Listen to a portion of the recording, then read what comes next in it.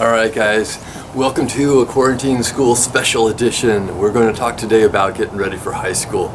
So normally each year I give my 8th graders a week of lessons about how to get ready for high school, how to think about your future, how to think about what you want to be when you grow up, and how that shapes what you do over the next 4 years.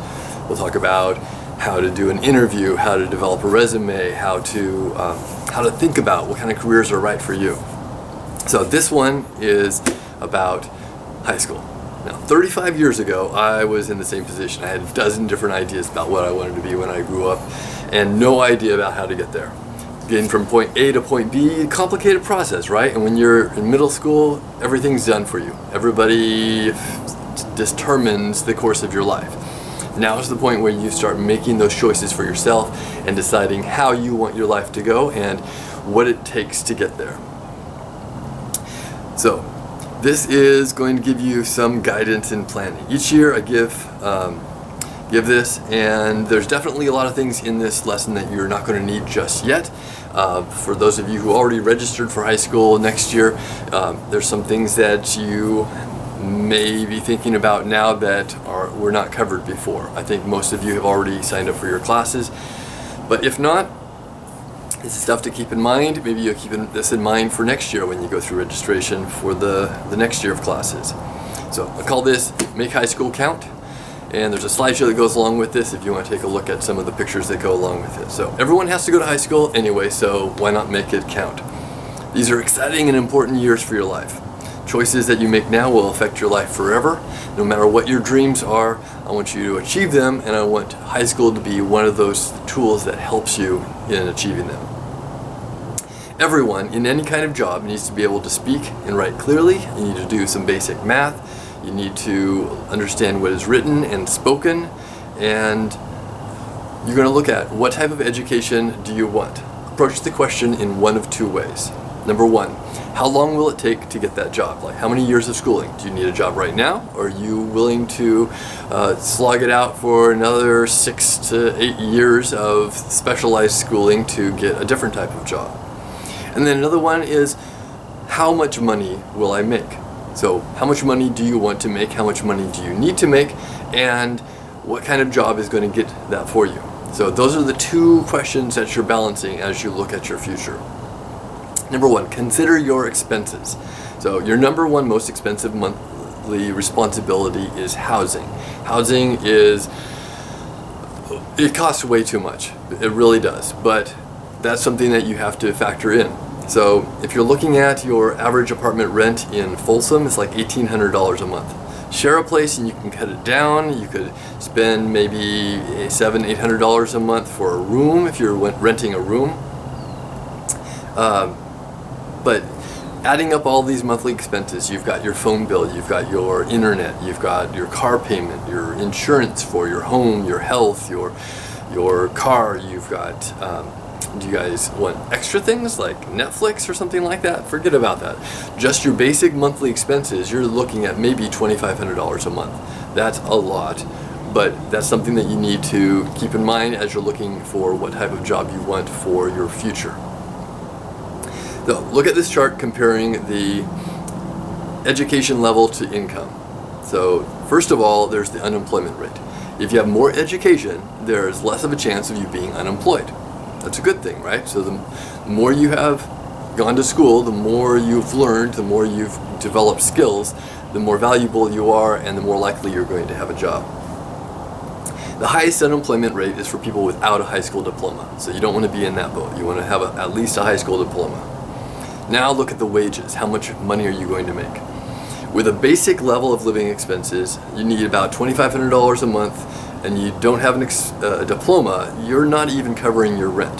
The amount of money you'd be making, you wouldn't be able to live by yourself. You would have to have a roommate. And sometimes having a roommate is fun. I've had nearly 30 roommates, but sometimes those roommates are not fun to live with, and you're stuck with them because you financially have to. So, what do you want to be? What do you want to be when you grow up? Many students approach this question in one of two ways. Number one, which job pays the most? And which job do I enjoy the most? Hopefully you can get something that's a combination of those two. Bring them together. but you can't always do that. But whatever you do, you want to start with what job pays your bills, because if you have a job that you love but it doesn't pay anything, then you're going to have to quit that job. So start with what job is going to pay the bills. You can find a balance between the two, and your pursuit of a job should not rest entirely on one of these factors or the other. Let's take a look at the money first.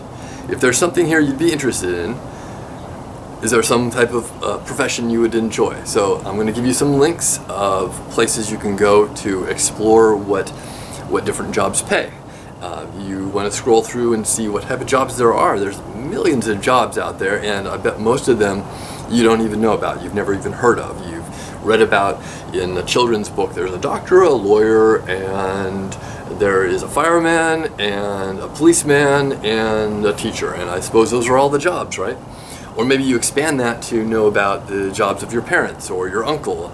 But there are more jobs than that, and it takes some work for you to discover what else is out there. And I want you to see those opportunities so you know what you have to choose from.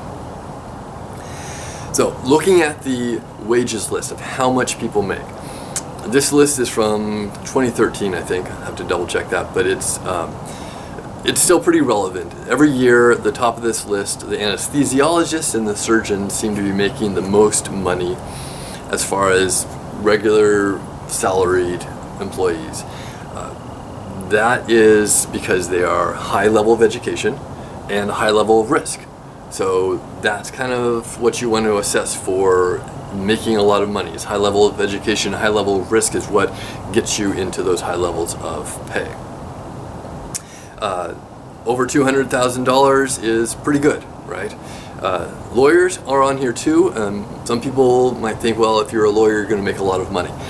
It happens, but there are also a lot of lawyers that don't make that much money. You might make $400,000 as a lawyer, but there are other lawyers that make $40,000. It really depends on what kind of law you're doing, how many hours you're working, and how much you're putting into it.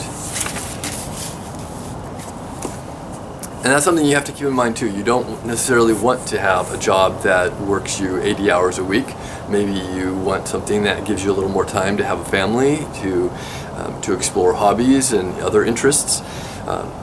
Or maybe money is really important to you, or you really love that type of job and you really get into it and you would enjoy working 80 hours a week. The amount of money that you make is often tied to how much you work, but not always.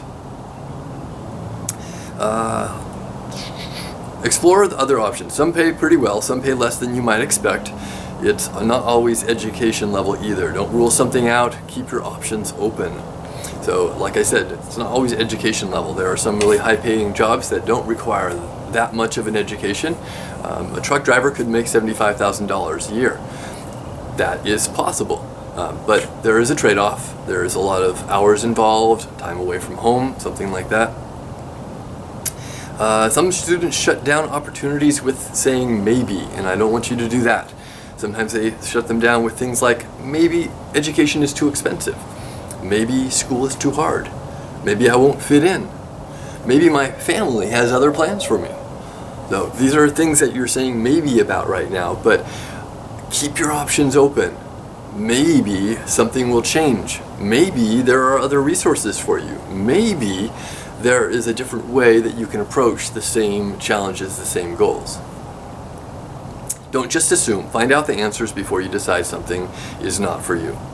When you have questions, reach out. There are resources. Reach out to counselors, principals, teachers. Reach out to family members that have experience with this stuff, other siblings that have gone through this recently.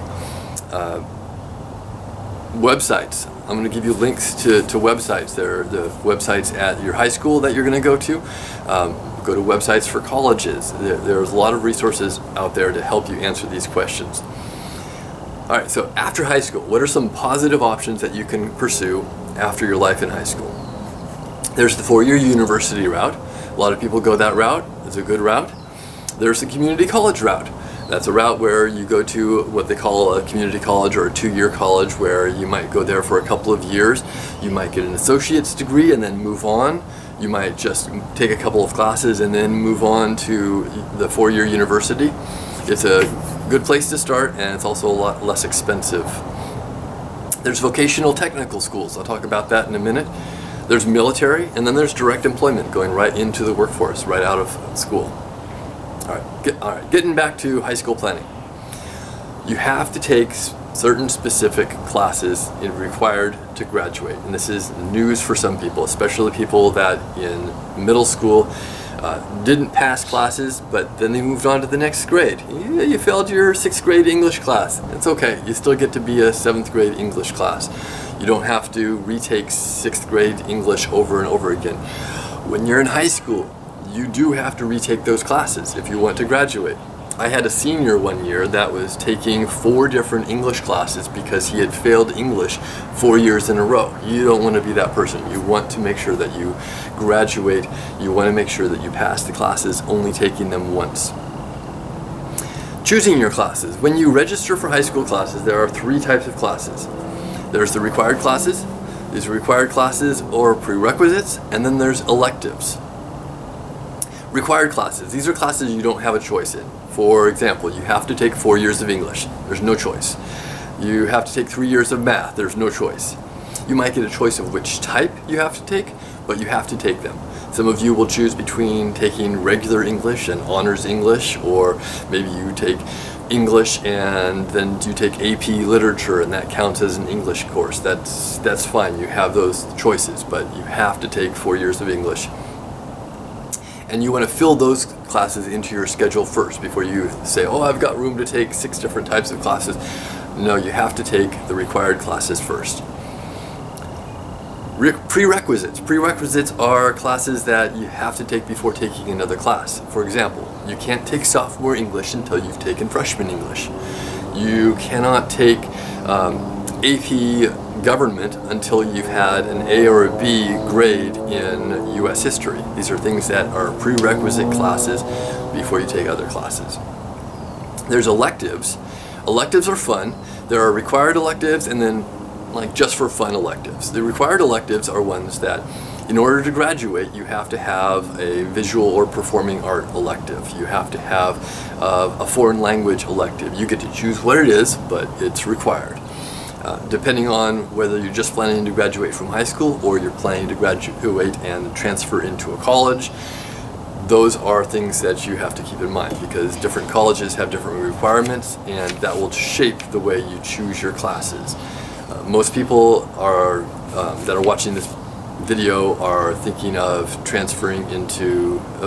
leaving high school and going into either a UC or a CSU, a California college. And that's something that your high school counselor can help you figure out what classes are going to be best for you for that. Most of the time they're going to shape your goals by telling you what's required to get into CSU or UC universities. Electives. Choose classes that you choose for your interest. Develop a skill that you have or want. You could get career training for a job that you want. Something you want for your resume. Maybe you want to take the glass blowing class because you really want a job in glassworks, and that's going to be something that develops a skill for you. Something you're excited to learn. If you are done at your end of your schedule, you've fulfilled the prerequisites that you need, you've fulfilled the required classes, and you've fulfilled your required electives, then pick a class that you're excited about. Education is supposed to be fun, and hopefully you're able to find some good classes in school that will drive you forward in your career, drive you forward in your future education, and figure out who you're going to be when you grow up. Next lesson, we're going to talk about how to develop a resume, which will help to get you a job, and some of that will hinge on things that you take in high school.